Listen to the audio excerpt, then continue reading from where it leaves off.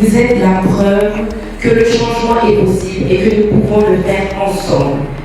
Nous avons réuni pour vous ce soir un panel d'intervenants exceptionnels qui vont partager avec vous leur expérience et leur vision sur le sujet pendant cette soirée.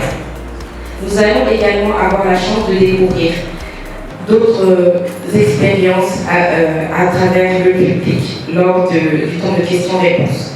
Ce meet-up est l'occasion pour nous, de renforcer les liens de solidarité et de sororité entre les femmes et les jeunes femmes engagées dans la société civile en zone francophone.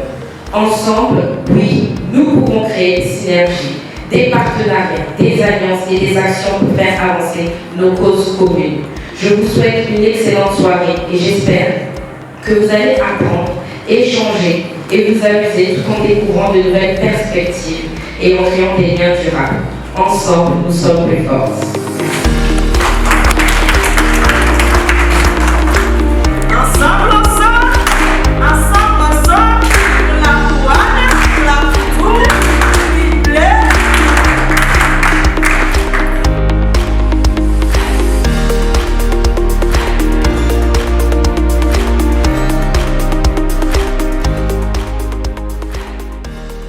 Bonsoir tout le monde, je m'appelle Brenda Lasson-Gallus, je suis entrepreneur et consultante.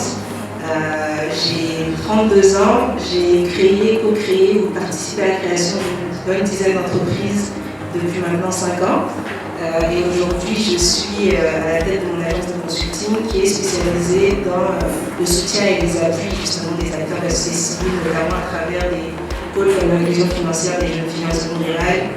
Et voilà, tout ce qui touche aujourd'hui au développement de la jeune femme. Merci. Merci. Moi, je suis Amida Chamdia et je suis coordinatrice du réseau des associations de femmes en action pour le développement, RAFAT. Le réseau est basé dans la région de la Kara. Et donc, au niveau du réseau, nous avons une quarantaine d'organisations de femmes avec qui nous travaillons en synergie. Merci. Bonjour tout le monde, je suis Elsa Valérie Capolé.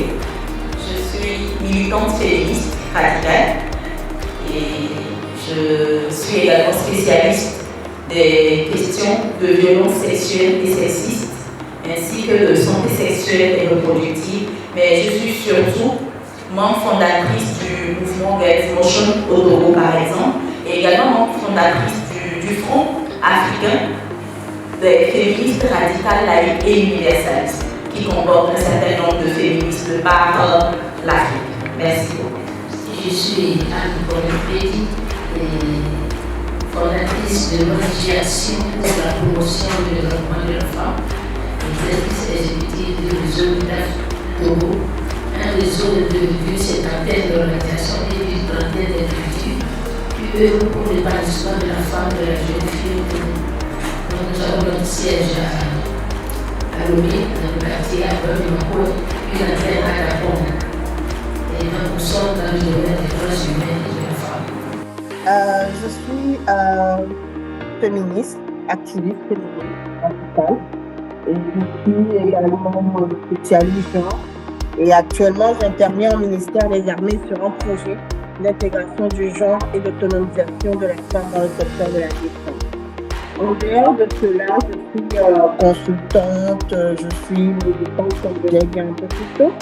Et comme Elsa, je peux fonder également Girls Motion, le mouvement Girls Motion au Togo et bien d'autres mouvements, mais je vais m'arrêter là. Si vous êtes autant contents que moi de la présence de ce panel très divers et aussi très expérimenté, je vous prie de m'aider à faire le banc d'efficience. On a un banc spécial pour l'institut. Donc on va prendre juste 30 secondes et on va faire le banc d'efficience 2 fois s'il vous plaît. 1, 2, 3. Efficience! Efficience!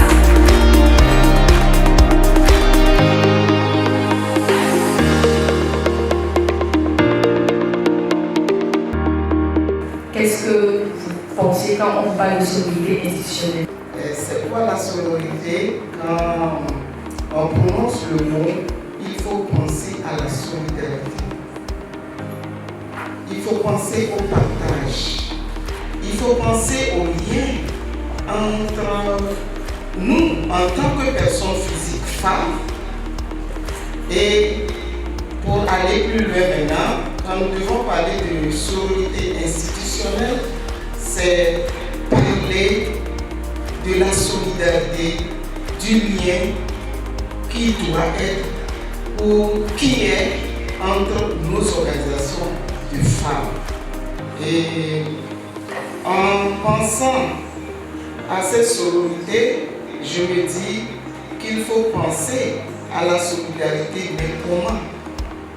Comment aller à cette solidarité et pourquoi aller à la solidarité? Et tous ces concepts-là, c'est l'occasion d'en discuter. J'ai beaucoup rejoint ce qu'a dit Mme Tchanda. J'ai ajouté que derrière le mot sororité, j'entends des actions. La différence entre avec un groupe de femmes, être entre sœurs, et le mot sororité, pour moi, c'est l'action commune derrière qu'on peut envisager. Donc, pour moi, la sororité institutionnelle, c'est fédérer toutes ces associations-là, tous ces organismes-là, derrière des actions claires et convaincantes qu'on peut mener à bien ensemble. Je vais parler de la stigmatisation des organisations féministes ainsi que des jeunes filles et jeunes femmes qui se battent pour la cause de ces jeunes sœurs dans nos sociétés. Et cette sur le terrain, il y a vraiment cette stigmatisation. Les gens ont tendance à boycotter et à stigmatiser les filles qui se battent vraiment pour la cause des jeunes filles qui sont tout le temps dans des situations de vulnérabilité. Et souvent on retrouve parmi ces personnes qui stigmatisent ces personnes qui luttent pour la cause des jeunes et des femmes même qui nous stigmatisent. Quand tu dis que tu es engagé pour la cause des jeunes, tu dis ouais, et toi tu es arrivé, tu veux vraiment montrer que tu domines les hommes. Et de ce fait, je voudrais qu'on félicite vraiment les hommes qui sont avec nous depuis toute la partie politique. Merci à vous pour tout le travail abattu. Donc voilà, il y a cette stigmatisation sur le terrain. Et vous, de votre côté, comment est-ce que vous faites pour faire face à cette stigmatisation? C'est ce que je voudrais savoir. Marianne, on n'y arrive pas. En vrai, on n'y arrive pas. Genre, on a beau citer plusieurs stratégies, dire énormément de choses, tenir de très beaux discours sur comment il faut être forte, comment il faut être ceci face à tout ça. Mais la vérité, c'est qu'on n'y arrive pas. On essaie juste de faire ce qu'on peut. Et peut-être une des stratégies qui a marché pour moi, je le précise, c'est pour moi, et que je peux partager avec toi, c'est les séances de soins collectifs. Dans le sens où, quand on commence à vivre des choses comme ça, on se renferme sur soi. Moi, j'ai déjà vécu des trucs similaires au moins une fois, en tout cas à un niveau très grave, dans le sens où des gens peuvent carrément, dans des cercles, te boycotter, dans le sens où on prévient les gens dans ce cercle-là que toi, tu es persona non grata. Tu ne dois pas venir là-bas. Même quand des gens sont en train de planifier des choses et pensent à toi, les gens là-bas vont leur dire niet, il ne faut pas. Et ces gens qui disent niet, il ne faut pas amener celle-là, ce sont des défenseurs des droits des femmes comme moi. Tu vois un peu? Donc on n'y arrive pas. On survit juste à ça, on essaie juste de faire avec. Et ce pourquoi j'arrive à passer cela, c'est parce que je sais qu'elles ne savent pas. J'ai parlé aujourd'hui du syndrome de la rivale où, quand tu n'es pas conscient de ça, tu vas perpétuer cela sans savoir que c'est ce que tu es en train de faire. Et donc, les séances de soins collectifs, c'est quand tu identifies autour de toi des gens qui sont conscients de cela et des gens qui te soutiennent. Même si on dit que c'est toi qui as tué Jésus, il y a des gens dans ta vie qui, eux, seront toujours à tes côtés en train de te soutenir. Je voudrais seulement attirer peut-être notre attention sur la sororité, qu'elle soit individuelle, physique ou institutionnelle. Parce qu'il me semble que nous sommes en train de nous focaliser sur les finances uniquement. Or, la sororité, c'est aussi ce lien, le soutien, la solidarité morale, techniques, financières, humaines, tout.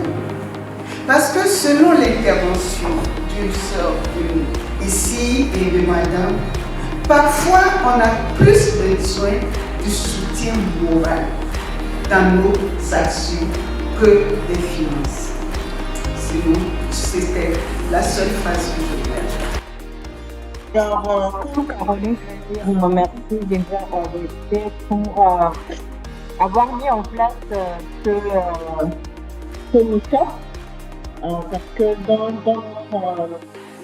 notre environnement francophone, c'est des espaces qui manquent beaucoup et que nous commençons par mettre en place. Et donc, il en faut plus. Il faut qu'on continue sur cette lancée-là. Et c'était une très belle discussion. Beaucoup de choses ont été dites. Et surtout, moi, ce que je veux qu'on retienne, c'est qu'il n'y a pas de formule magique. On ne fait pas d'omelette, voilà, sans casser des œufs. Et donc, il va falloir que nous décidions de mettre en place certaines formes et voir qu'est-ce que ça donne comme résultat. Est-ce que c'est ce que nous voulons comme résultat? Et si ce n'est pas le cas, comment est-ce que nous faisons pour atteindre ce résultat? Et même si c'est le cas, comment est-ce que nous faisons pour améliorer ce que nous avons déjà.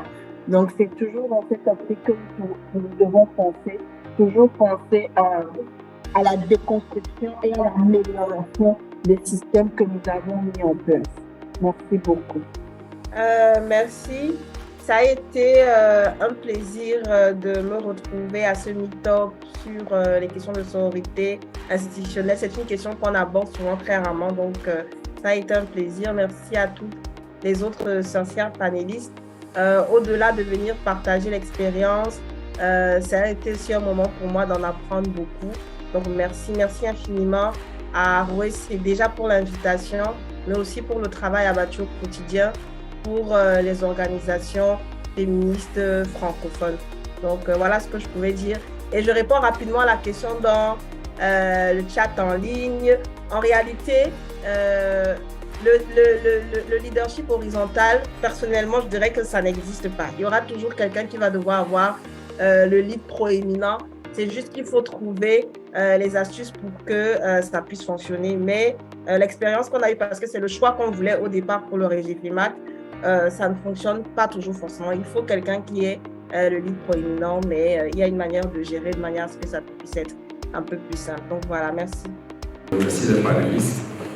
Je remercie mes chères mamans qui ont choisi de parrainer la ville pour réveil pour abriter cette rencontre.